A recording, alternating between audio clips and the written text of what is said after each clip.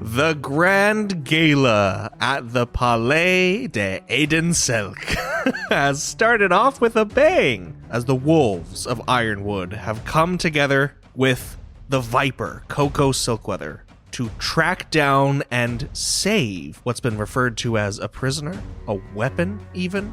Time shall tell who they really are. But their mission stands to extract them from this place where, at least according to Coco, they're being kept.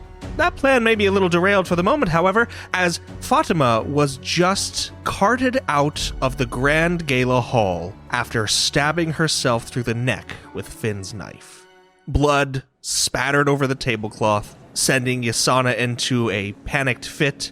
Everyone else was able to honestly get back in time enough, so none of your clothes were soiled by this macabre display. And as things in the grand ballroom here have now calmed down a bit, we'll say about a half hour, honestly, has passed in mostly tense silence and whispers as some statements are collected from the people who are around your table, and then the lot of you who have been moved to a new table are greeted by the incredibly unenthusiastic face of Captain Grayson again. As he removes a small slate from his belt, a writing utensil in his other hand, and he just says, looking at Sirocco, name. Sirocco, in the most straight-faced way he can, just says, Sirocco Castellan. Relationship with the deceased. Traveling companion. He'll look at Lady Asana. Name. Asana. Relationship with the deceased. None. Very well. He'll look at Coco. Name. Coco Silkweather. Relationship with the deceased. Passing acquaintanceship. He'll raise an eyebrow at her and then turn to Finn. Name. Phineas DuPont. Relationship with the deceased. We sat at the same table. He'll look at Arnor. Name. Arnor. Recently acquainted. He'll look at Kel. Name. Kel, we were sitting together at this table. That's all I know. And finally at Bread. It's Bread. Relationship with the deceased. Master Bread. Hired doctor. Hired on whose account? Her own. To what end? She's an old woman, and I'm to look after her health. Right. Fine job you've done. Well, you can't stop a patient from stabbing themselves, can you? Witnesses confirm that this is a self-inflicted wound. As of now, none of you are implicated in the investigation. This guy is so onto our shit. I'm going to flip over a destiny point to say that Finn was able to remove his empty sheath with the knife, which has a matching emblem on the hilt of the knife, and stow it in his satchel unseen. That, yeah. You can do that. Captain Grayson will just start walking away as you hear him saying, like, not even really addressing you or trying to, as he's just like, please be aware that the god will be watching you from now on. I love him.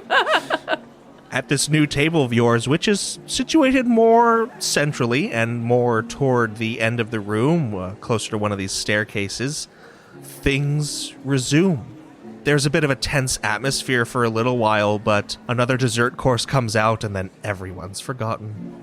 Except Yasana, who seems like pale and wide-eyed and doesn't touch her food. Did they seat us with an additional person to take the place of Fatima, or are we at a table now with 7 instead of 8? You're at a table with an empty chair. Okay. They just have people on standby outside.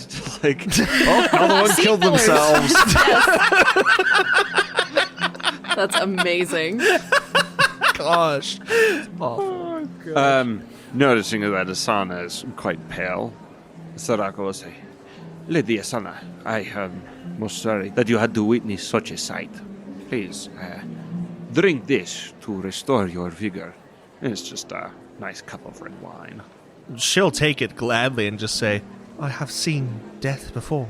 Don't you worry there. But so vividly, so visceral, so close. I dare say, I should have had my dear Zelania look at her. What he would have divined. Probably more than his mind could handle. She'll just nod in Brett's direction and gulp down that wine. Surely it will not be the last chance to have your pet analyze Lady Fatima. She will be back soon. Do not worry about that, despite the gruesomeness of the scene. And Coco will look at Sirocco and say, "Dear Sirocco," and she'll just put a finger to his lip. Care to be a bit more obsequious? Oh, You see this shit-eating grin in her eyes. Well, the beans are out of the bag now, as they say. So, Stop, I love that. actually, that's really good. Just a background observation that Finn is doing after Isana has been seated, and she's kind of like, I don't know, he's been kind of just watching her, seeing if she puts up any sort of facade throughout the beginning part of the dinner, but now that she's a little shaken and might have any reason to have a facade crack, he's kind of just checking her reaction, her response, to see if this is genuine shock or if it's somehow practiced, showy, or anything. Roll vigilance. Great, he sucks at that. You get a boost because you're with me. Yes! That'll be 4 difficulty. And I'm going to give you 2 setbacks. Finn rolled 1 failure, 2 threat. This is genuine. As she said, she's seen death before, but never right in front of her face. And she'll narrow her eyes a little at you as she notices she's under this scrutiny and say, "Something the matter?" No, I apologize. I often get told I have an unsympathetic face. I am merely trying to ensure that you are okay. I'm fine. I would be quite flattered. He doesn't really care about anyone. That's true. You are all so callous. it is not the first time that we have seen her pull a stunt like this. The shock wears off after the first couple of times. But regardless, hopefully the festivities will provide ample distraction from this terrible scene. Might I ask a question about Zelenia? You are free to ask, of course, but I dare say my mind seems a bit addled. I cannot promise that your answer will be as well thought out as perhaps it would have been an hour ago. Is no problem. How did you two come across each other? Oh, I was led, of sorts, to an expedition outside compact territory, and I just picked him up. Might I inquire where? Oh, far east of here. It is simply a creature I have never beheld in my life before. I am a curious type by nature. There are many mysteries among the flora and fauna of Viridian. Indeed. Is the events of the evening, is it clear that they're still progressing towards something, or are things kind of wrapping?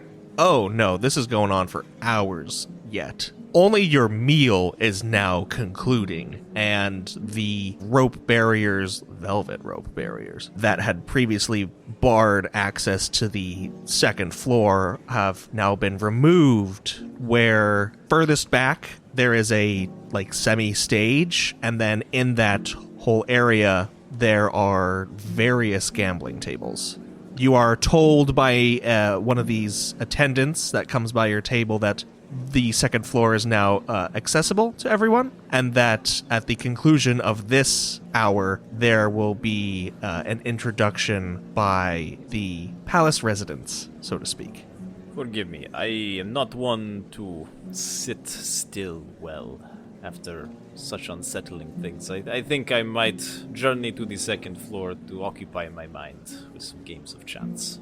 And he'll, surprisingly quietly, for his usual kind of just throw himself about nature, remove himself from his chair, scoot it in, and head towards the stairs. Brett has definitely been fairly dissociated throughout the evening for obvious reasons, but I do think this, the death, quote-unquote, of Fatima has reminded him of the death that occurred earlier, again today, and also all of the other death that has happened. And I think that he is trying very hard not to let his mind drift towards the entity, whatever that may be. I think he is sitting very still in an attempt to control himself. Is this completely noticeable to everyone else at the table?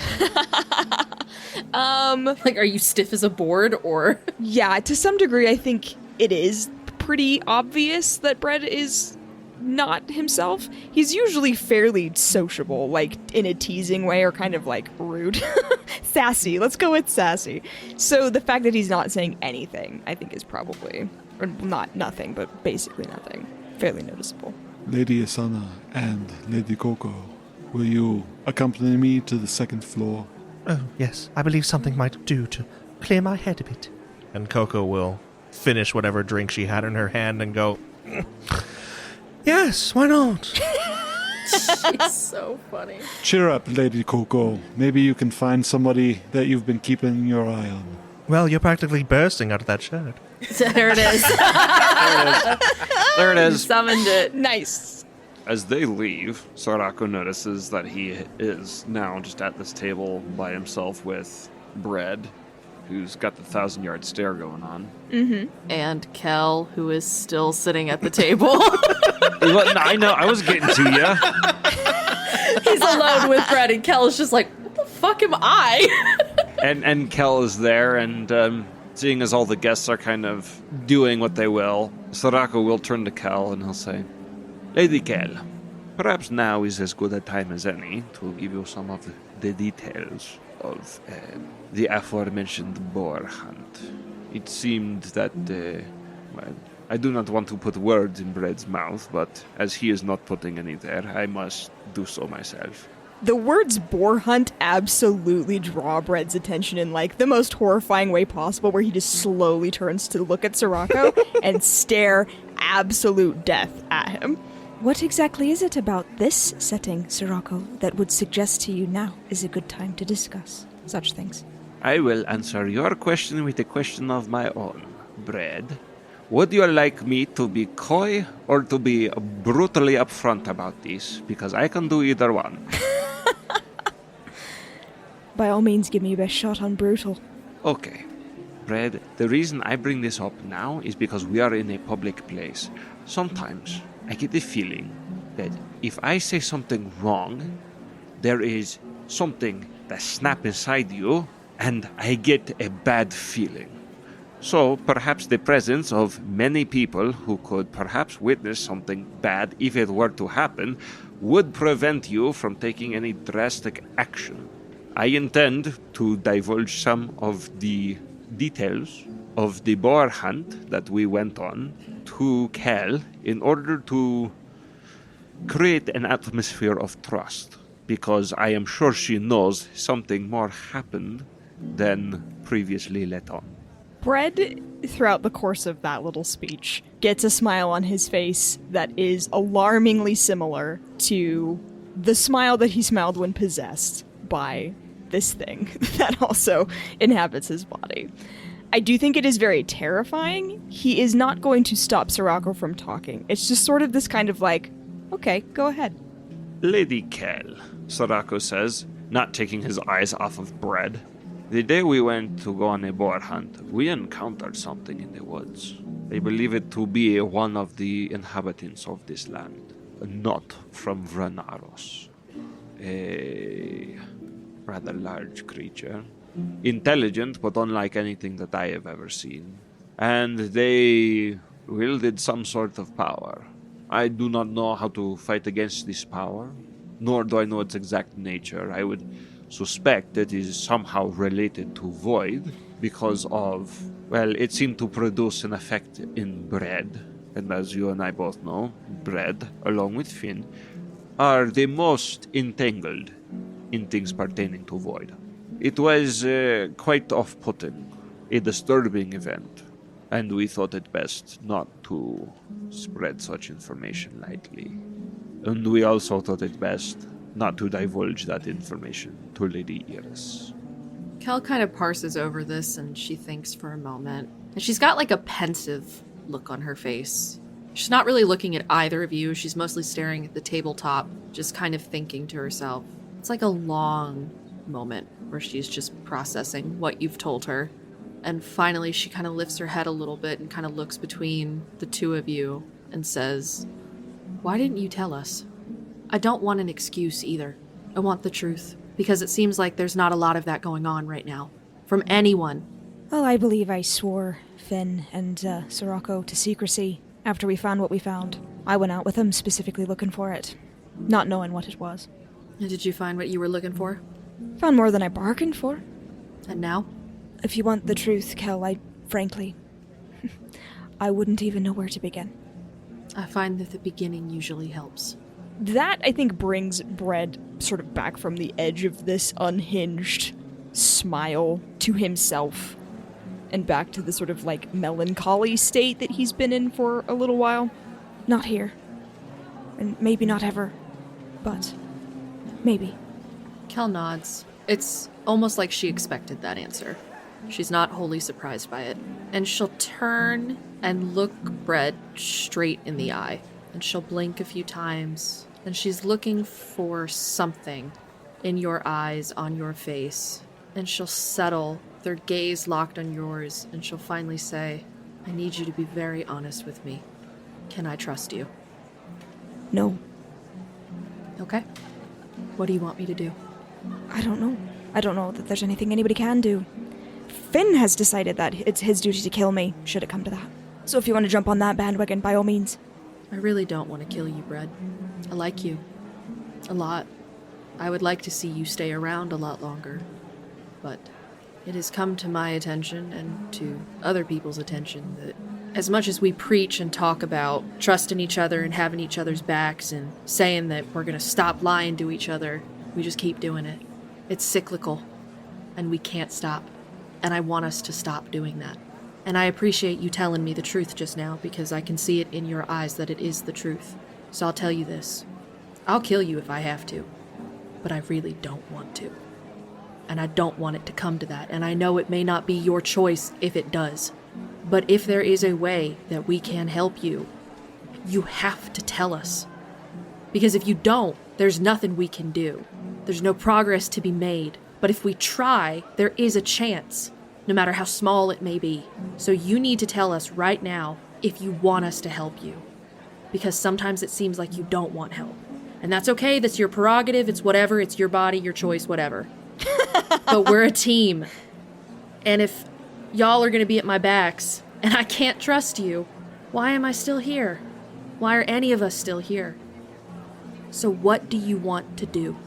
This is definitely a speech that has an immense impact on Brett. I think that is abundantly clear just based on the expression on his face. It is not something he expected, and certainly the first time in probably years that anyone has ever expressed genuine care for him and what happens to him, that he kind of just doesn't know how to respond. I think it's very disarming, where there's just this like raw, I don't know how to help myself kind of lost expression on his face, because he doesn't know what he wants. Like he himself waffles back and forth between just wanting to not exist anymore and wanting to redeem himself. And I think that is also abundantly clear that he doesn't know the answer to that question, and that's not why he's not answering. And then he collects himself from that and kind of attempts to tamp that emotion down and doesn't really succeed, and kind of like glances at Sirocco and is like, that everyone is here and is seeing me. That's just Sirocco. Thank you, Kel. I'll have to think through my answer to that question. But, thank you. As the three of you are sitting at the table, and meanwhile Arnor, Isana, Coco, and Finn have made their way up and have found themselves more engrossed with the gambling and the games and trying to let off some steam and fill their minds with different activities other than the images of old women stabbing themselves. Oh, that's not what has Finn shaken. It's the Sure, fucking but- lizard, we know. Lizard! The top of the hour does come, quicker than maybe any of you anticipated. And there is a cacophony that erupts from these separate, orchestras that are placed one side and one on the other in the corners of this room. Like when an orchestra is starting to tune their instruments, it's like that rising noise, and then silence, and then horns blare. And suddenly the entire room is filled with streamers and pink and white confetti that is falling from the ceiling.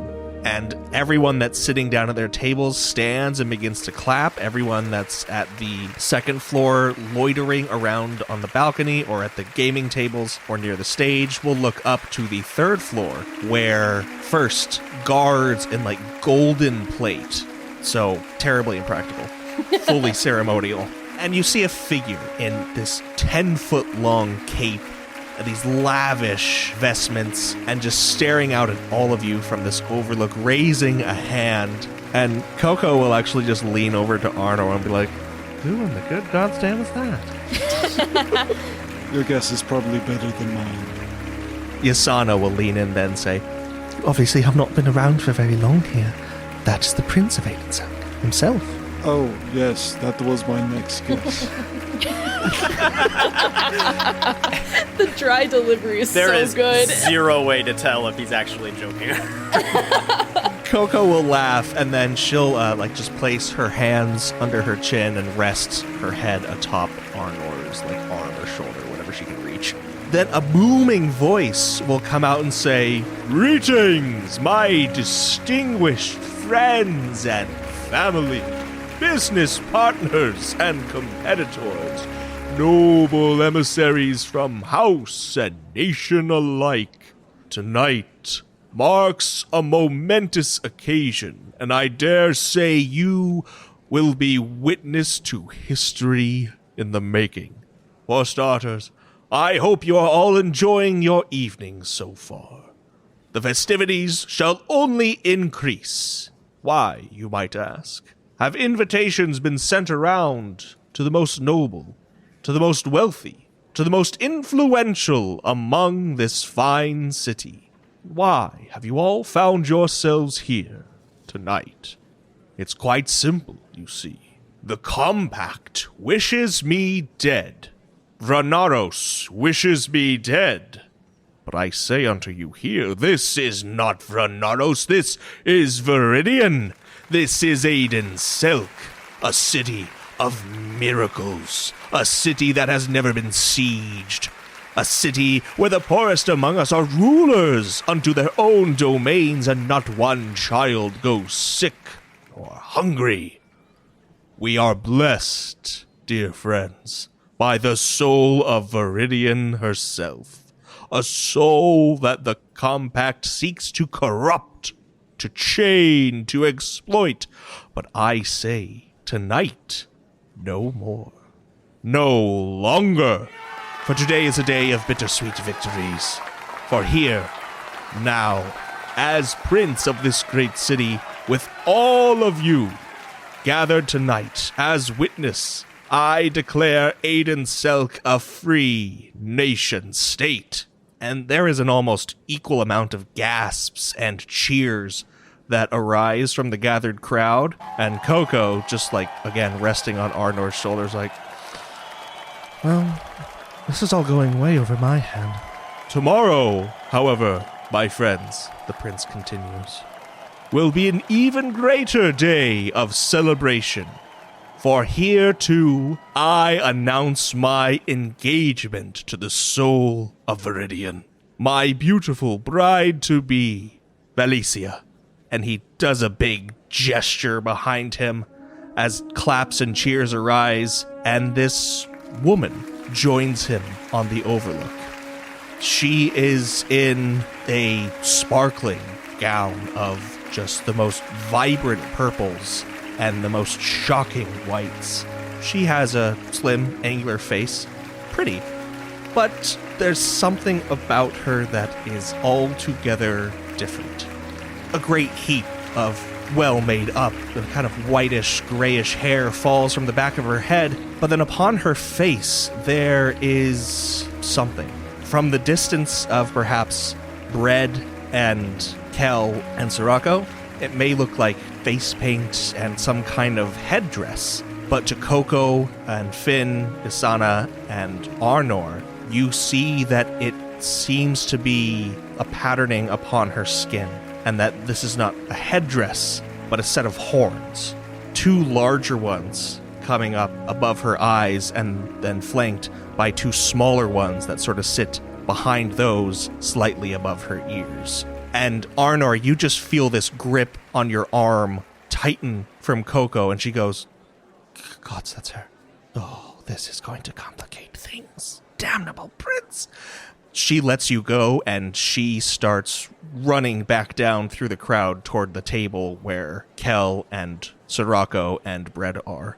The prince continues in some, pre-rehearsed speech that's going to take a while, but the three of you at this table on the ground floor see Coco, nobly bustling through the crowd toward you, very polite as she is moving in the direction opposite that everyone else is facing. And as she gets to the table and just lands with her hands on it, looking at the three of you, she says, "Could you care to join us for a moment at the second floor terrace, please?" Come on. And she'll turn and go. Sort of alarmed, Bread will get up to follow. Yeah. Yeah, Kel kind of scrambles up from her seat, trying to be nonchalant, and just kind of scuttles after her. As soon as Coco bustled out of there, Arnor is going to find Finn, who I assume is decently nearby, but he's going to let him know that Coco just fled swiftly.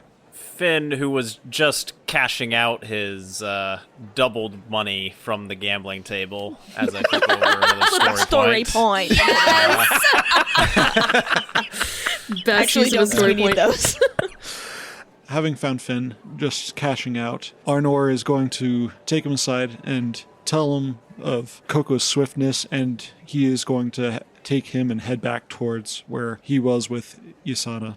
Coco will reach you quickly, and there are still people moving. There are still people, not really even paying attention to this. There are still servants going about, so you're not entirely out of place by moving to and fro. But definitely on, the second floor, at least on this terminal terrace area, most everyone is glued to this presentation above. And so, Bread and Sirocco and Kel maybe approach a little more subtly. Can Bread see this person now?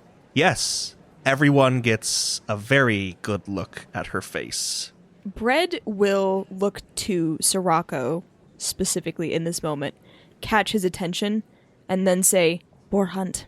Sirocco will just nod.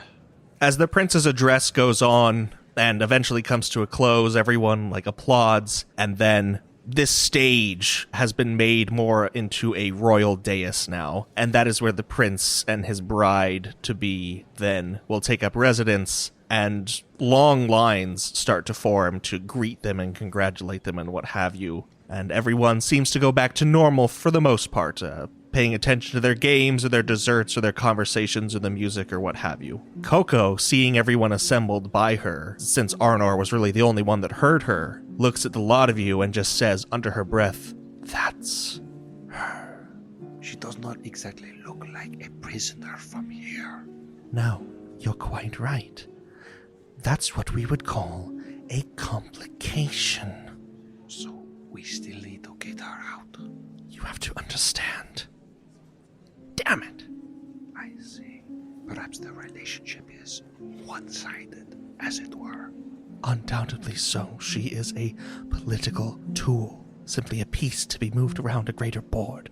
Petty squabbles between independent city-states and the compact, and, nations. Sirocco, nations out there that we have never even seen. And she swallows and she bites her lip, and you see actual tears brimming in her eyes before she fights them back, and she says, "And I helped bring her here on Command's orders. What do you want us to do? Help me right my wrongs and return her to whom I stole her from." Bread gives her a very firm nod. He is in for a penny, in for a pound here. Okay, no problem. The question is, how do we get her out of here without causing political incident? Well, we can't just kill the Prince of Adin-Selk. But what if the soon-to-be princess were to appear dead, but not actually be dead? And Sirocco's gaze is going to He's got a fucking point, though. shift over to Bread. The thing is, he's got a point.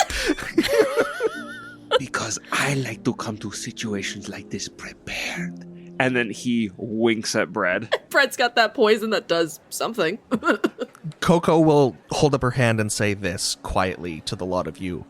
We will have only 2 chances to whisk her away. One tonight and one tomorrow. And then I can guarantee you that no one will ever see her again. Does she know who you are? And if so, is it a good thing or a bad thing? If we try to whisk her away, how do we know she will not think we're abducting her? She knows who I am. But you said you bring her here on Hector's orders, and seems like you have a change of heart since then. So I think perhaps she has negative opinion. Or maybe I misread the situation. Oh, no. You're right, Sirocco. For once in your life, you're dead on. Maybe not once, but... I would venture to guess that regardless of the manner in which she is esconded out of the city, we will have very large targets painted on our backs. No, okay. Finn, no. We not have large targets on our back. We play a game, pin the tail on the donkey. The blame for whatever happens not falls on us. All we need to do is leave behind some sort of symbol from a rival faction, so one of the other city-states. Then when she is gone, the prince think, oh, this is not the wolves of Ironwood, this is the other prince who want to marry her. Coco audibly rolls her eyes. Audibly? Ouch. And she just, like, through gritted teeth is like, as helpful as that may be, Sirocco, this may not be exactly like the storybooks you may have grown up on, where not only do the bumbling fools kidnap the princess, but they also happen to leave behind the exact patch of their insignias and allegiance or what have you. Are you insane? Are you stupid, you imbecile? Are you stupid? I do not hear you coming up with any ideas. I am trying to fix this mess that you yourself caused. No. Hey, Sorako, Coco, please. You put like a hand on their shoulders. It's nothing a black sap bomb can't fix. You don't know how right you are, because that was kind of Finn's plan previous to this whole thing. Oh, jeez, Finn. Fine. Then we go back to number 1. Bread, if you have the poison that make people look dead without being dead, I say we use that. If someone else have a better idea how we get her out of here without everybody in this place coming after us, I am all ears. Perhaps I could be of some assistance here. Isana will pipe in. Oh, hey. she's just been standing next to us while we're talking about kidnapping the princess. Yeah. Yeah, she has. Finn's eyebrows audibly raise. This poor woman. I must admit, I was introduced to you on a bit of a false pretense. You see, Miss Silkweather and I had indeed met before tonight, and I'm quite aware of her plight.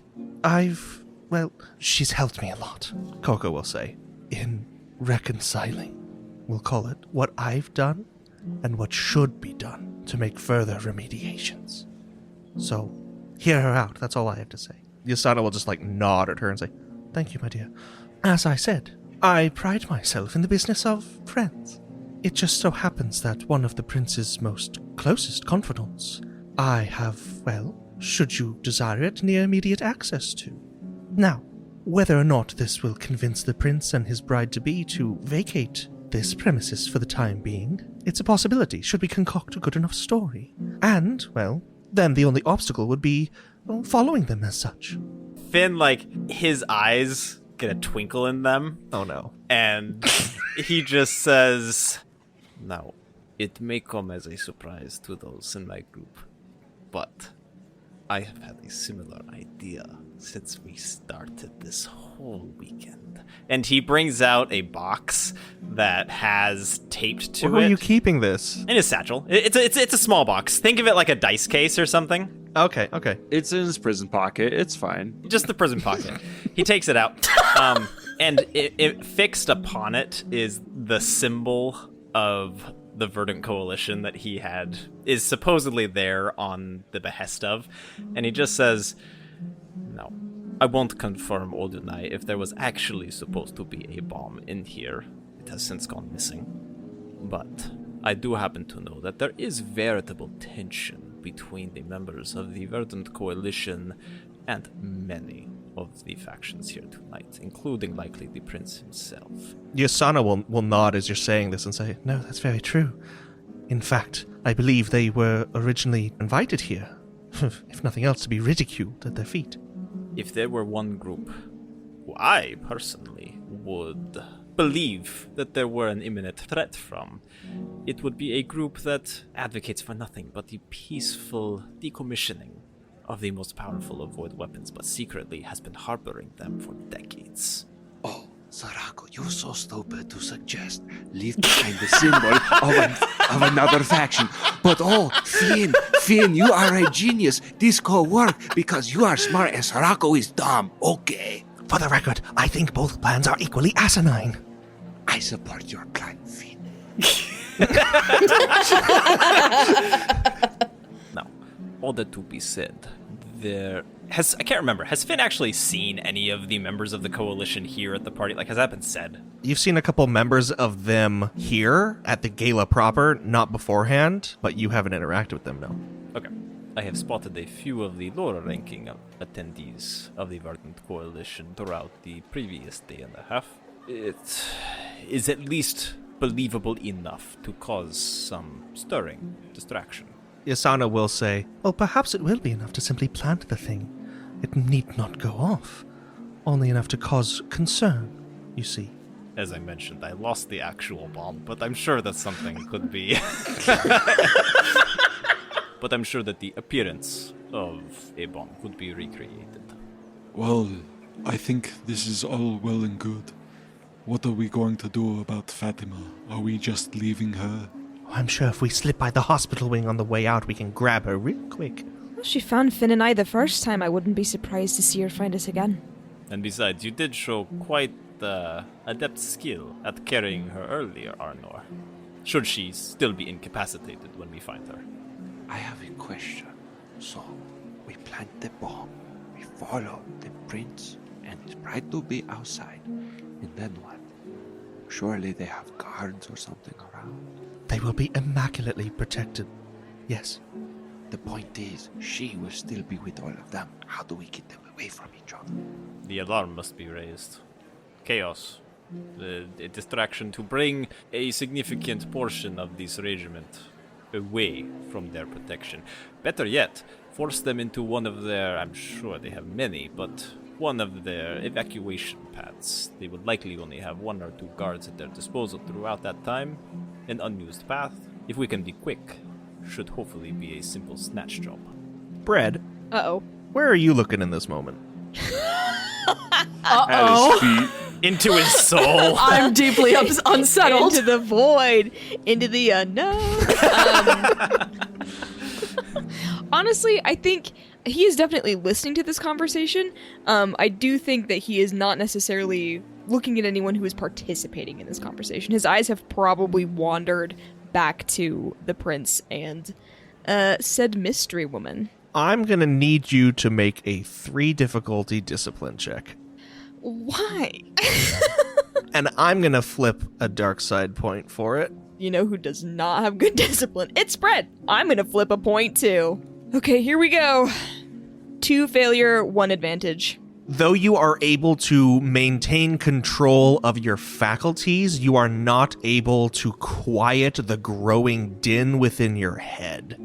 This thrumming, this dark boiling and bursting in your eardrums that eventually manifests itself into a familiar voice that simply whispers in the back of your mind, What a sweet life that would be. What even sweeter death. Think, your roster, commoners abound in your macabre menagerie of conquests and kills. What's one more prince for the cabinet?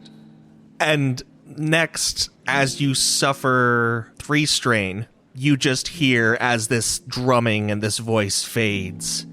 I propose a toast. And your hand itches to go to your satchel. Oh no, for the poison I made? Can I resist that, or is it just happening? Your hand is just trembles. Like I said, you're in control of your faculties. It's just you couldn't block out this suggestion. To be clear, this entity wants me to kill the prince. That is who it is directing its wrath to, yes. Okay. I'm chill with that. I'm okay with that, actually. It's fine. I mean, he said that a lot of people on Vernaros wants him dead, so, like, this could work to our favor. But does anybody else in the group notice, like, the hand trembling and stuff? Probably not Sirocco, because he's too busy scheming plans. I think if anybody is paying attention to Bread, I don't think he can hide it. Like, he has been very much disarmed, stripped bare, down to, like, he can't pretend anymore. So it's very apparent that something is happening. Kel has been listening to what Sirocco and Coco and Finn have been proposing, but she's been watching this woman, and she's been watching the prince, and she's watching the group, and she's watching everyone around them. She's just keeping her eyes vigilant. And because Kel is so aware of what has been going on with Bread, because she's noticed, and Bread just told her that she can't trust him, I'm going to say that Kel sees what's happening, and without taking her eyes off the group and without drawing attention to it, she's just going to reach down and lace her fingers through yours and just hold your hand. I love it. Yes! And she's not going to say anything. She's not even going to look at you. She's just going to reach down, take your hand, and just keep scanning the room. Bread, you feel like a railway spike is being driven through the back of your head, and you feel this jolt of pain run from your neck and down into your blackened arm, and you just hear, "Pathetic whelp."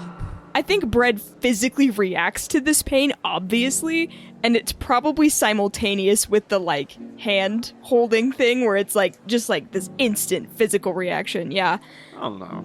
Railroad spike through the head seems pretty low level. Like, you could probably power through. It's just a migraine. It's just a migraine. Can Bread respond to the entity? Like, can they communicate right now? You've only ever talked to it out loud, if I remember correctly. Yeah, I mean, fair. Bread will say, as quietly as he can, I'm sure Kel will hear this. Kel is holding your hand. I know. There's a good clamor in this hall, don't forget. I can't very well kill him here. Think of the spectacle. How can one resist? What a supple offering he would be. This fledgling heart of nobility, of independence, to be snuffed so suddenly. Can't you taste it? This thing is so scary. I hate it so much. It's great. Understand me. As she says that, you're going to need to make another 4 difficulty discipline check, and I'll give Arnor back 2 more strain, and by that I mean I'm going to flip another destiny point. I'm getting all the strain back, guys. I'll give you a boost because you're holding Kel's hand, but you're still going to get 1 setback as well, because this is a heightened attack. I'm gonna publicly kill this prince. That's what's about to happen. Yeah, and I'm going to be holding your hand while you do it. Ooh, well, here we go. Yeah, that's 2 failure. All right, you will take 2 more strain, and again, you are able to retain your autonomy, barely, but you hear in your mind as you are sweating now, looking up at this prince, as in your mind, speaking as if it were standing right beside you, you hear the voice again of Ayuz Adigir, and she says, Declan, you seek what I seek. This mortal has bound himself to one such as I, unwittingly so. I desire it to strengthen us. It hides in the recesses of his soul that skirt the edges of the gray wastes. It will be mine, and you will deliver it to me. or next you lay your head to rest, one of your friends will die.